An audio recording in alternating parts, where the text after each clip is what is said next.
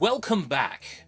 Archive Dive has reached 400 subscribers, and we're well on our way of reaching 500 by the end of July. Thank you for all the support. I'll keep the videos coming. It's that time again. I'll remind everybody of the story. Maybe a month or two ago, I popped into a local CeX store and asked the manager if they have any USB sticks or hard drives, and I explained to them about this fun data recovery hobby. The manager said, and I quote to the best of my memory, "As a company, we professionally wipe all our storage before we sell it." So that begs the question, does CeX really wipe drives before selling them? Let's get started. This time on the CeX Challenge, we're looking at 3 standard laptop-size SATA drives.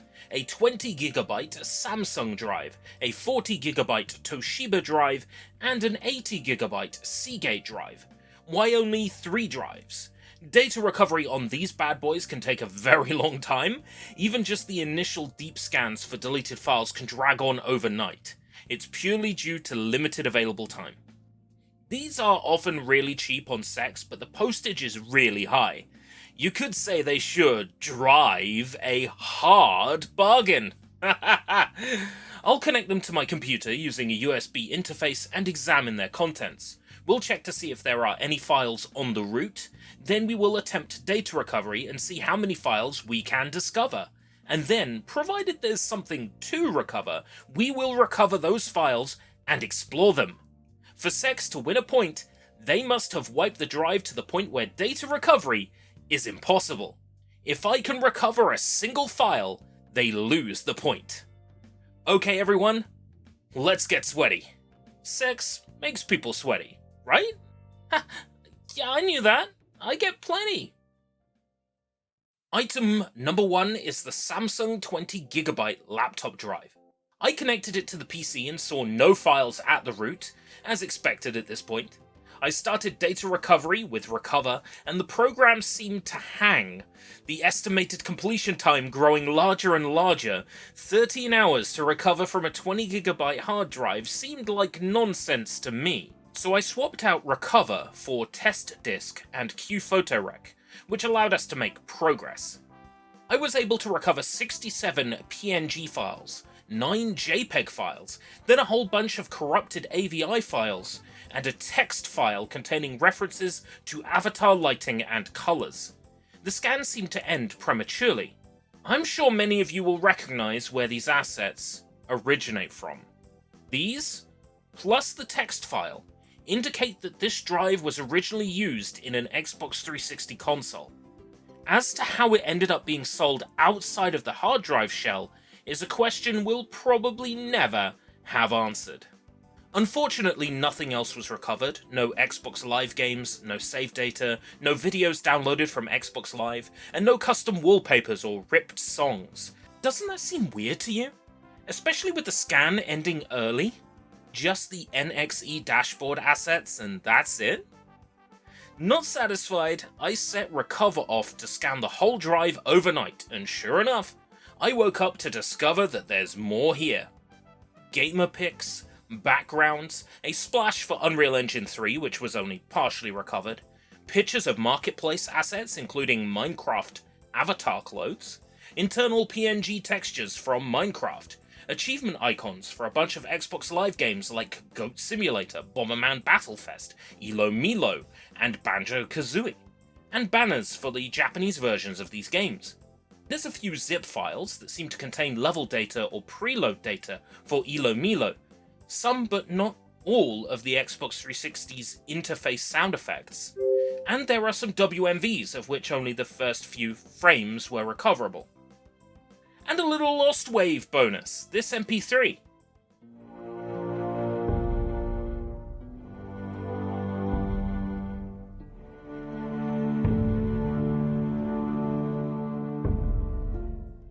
Any idea where it's from? Probably from one of the games on the hard drive. So far it's 1 point to us, as CeX did not professionally wipe this drive before selling it. However, I will acknowledge how thoroughly I had to dig before I found something. Oh, an addendum. Since this was used in an Xbox 360 console, it's possible there is Xbox 360 lost media on here. I'm going to make an exact copy of this drive at a later date, sector by sector, so that other people with the forensic know-how can unearth any data that may not have previously been preserved. If you're someone with that particular set of skills, or are in contact with someone who is, let me know.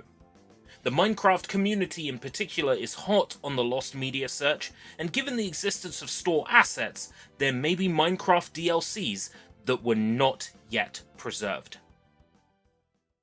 Item number 2 is the Toshiba 40GB laptop drive. As to be expected, the root is entirely clean. Time to run data recovery and see if we can find anything on it. Yep, we've got files. Not a massive amount of data. There were a couple of FLP files which I was hoping were Fruity Loops projects, but they're actually some kind of package file for Adobe Flash. Maybe this drive belonged to a teacher? There's references to school or education-related things on here. Also, there's a bunch of partially recovered pieces of music, which are proving hard to identify. The same samples have been used in other places, including in a lot of Bollywood music. Shazam just comes back with those. Not sure of the context in which they appear on this drive though, as the contents are all scrambled. Not a great deal of anything useful or interesting here, but what is important is that so far we've tested 2 out of the 3 drives, and both have not been professionally wiped, leaving their contents able to be recovered. So we've won the battle of the sexes this time. We still have 1 drive left. Can CeX score a point? Item number 3 is the Seagate 80GB OEM laptop drive.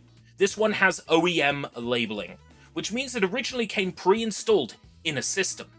In other words, there's a high chance that this was previously a boot drive. So if it hasn't been wiped, then we could be seeing a large number of files. As to be expected, the root is entirely clean. Time to run data recovery and see if we can find anything on it. Holy! Most of them junk. Even the list of discovered files itself exceeds 200 megabytes. That's purely 200 megabytes of text, listing all the discovered entries.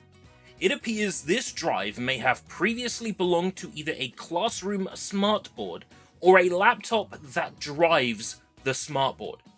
It took me hours to go through everything that's here. There's far too much to go over here in this video. I organized it into folders for the file types so I can go through it more easily, but there are tens of thousands of images here. If you're interested in learning materials, coursework, and PowerPoint presentations made by students at a UK school, we could cover this another time. Naturally, I'd have to go through the effort of blurring anything identifiable, plus censoring every place name, student and teacher name, etc. And that's a lot of work. But if that's something you want to see, let me know. I do, however, want to leave you with this terrifying video before we bring this segment to a close. Could you court a damsel? You caught a damsel? I had to see it, so now you had to see it. New nightmare unlocked. Maybe this drive should have been professionally wiped. Well, that's 3 for 3 for drives that weren't professionally wiped. It's time for the conclusion. Here comes a new challenger! Item number 4 is this Hitachi 120GB laptop drive. So why a 4th item? Well, I ordered an IDE or PATA hard drive, full size, from CeX, and ended up with a laptop size SATA hard drive instead. So I figured before I get my refund, I may as well add it to the CeX challenge. This could be a CeX opportunity to score a point. Short answer, nope. So the route was clear, as always, but a scan with QPhotoRec found 34,262 files from a range of different places. Debian executables for Linux, old edutainment software from the late 1990s, PS3 and PS4 save data, patches and hacking tools, and the most recent file, a rip of 2026's Obsession, a Blumhouse horror film written and directed by Curry Barker, a movie which, at the time of recording, isn't officially available on free streaming or home media, only on premium services. Does CeX pirate films to test drives? I'm just going to assume that was the previous owner. I'd hate to insinuate anything. That's a fourth and final point to us, and a complete loss for CeX. Seems like hard drives really are the go-to for treasure. Why not give it a shot for yourself, and see what you can find? We have ascertained today, beyond a shadow of a doubt, that CeX does not consistently perform a professional wipe on the drives they sell. We already knew that it is factually incorrect to say they professionally wipe every drive they sell, as they had failed to wipe 2 of the 6 items we tried for the last challenge. For USB sticks, we've seen that they mostly do wipe them, but for SATA hard drives, we've seen the exact opposite. I was fully convinced we'd find something on each of these drives, and we did. My theory was that internal SATA drives are less convenient to wipe, so CeX probably didn't have the patience or time to thoroughly do so. A theory I can now almost certainly say is a proven fact. Hard drives were the ultimate test of this argument. Now the real question is, what should I try next? Should we grab another bunch of hard drives? Or perhaps another form of storage from CeX? Share your thoughts in the comments, and maybe we'll have a third CeX challenge to decide the true winner. Or maybe, I heard recently in a BHF store from the manager that they send all the drives they find in home clearances to their department in Leeds that wipes them. So if there's somewhere online I can get hold of hard drives from BHF, maybe we could try those and test the validity of that statement. By the way, I really appreciated your comments on part 1. Seems I'm not alone in having found stuff on drives purchased from CeX. Keep those stories coming in, they're very interesting to read. And, for the love of God, if you're going to trade something into CeX, do a wipe on it first. Ah! Take that, CeX! I'm kidding. As I said in the previous part, this isn't a criticism of CeX, nor is this about holding them to account or anything. It was merely an exercise for fun.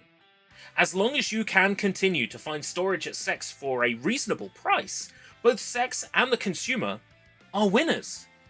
I'm always looking, because with storage media like this, archaeology is always extremely exciting. You never know what you're going to find next.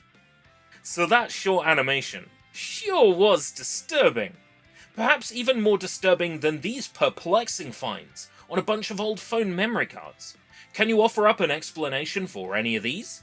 Are we all on Team Turf tonight, ladies and gents? Click the video on screen to watch that now. I've been Escape Route British. You've been watching Archive Dive. Until next time, if we live that long.